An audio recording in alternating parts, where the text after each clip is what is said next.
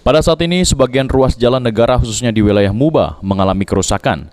Penyebabnya sendiri karena jalan tersebut longsor terimbas Sungai Musi yang saat ini sedang pasang.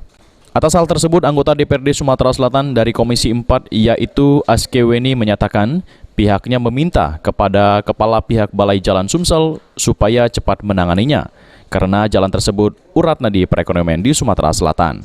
DPRD Sumsel juga khususnya Komisi 4 merencanakan akan memanggil Kepala Balai Jalan Sumsel untuk dimintai keterangan, serta rencananya akan mendatangi kementerian untuk mempertanyakan perawatan jalan di Sumatera Selatan.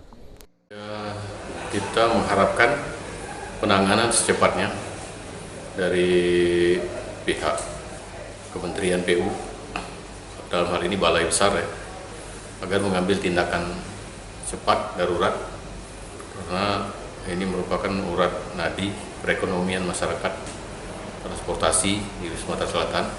Nah gini, kalau untuk balai ini kalau tidak kita tanya kan, mereka tidak akan memberikan laporan karena hubungannya kan ke DPR Pusat, ke Kementerian PU kan.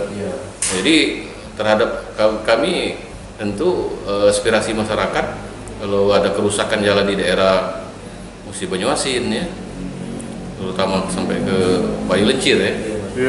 Ya ini kita mengharapkan, kita akan tanyakan segera ke balai. Kan kita panggil lah Pak ya? Ya kita panggil, bila perlu kita ke kementerian ya, untuk menanyakan perkembangan terakhir ya.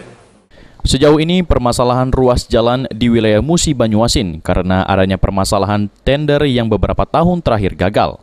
Selama ini menurut Askeweni, koordinasi antara DPRD Sumsel dengan Balai Jalan Sumatera Selatan cukup baik koordinasinya.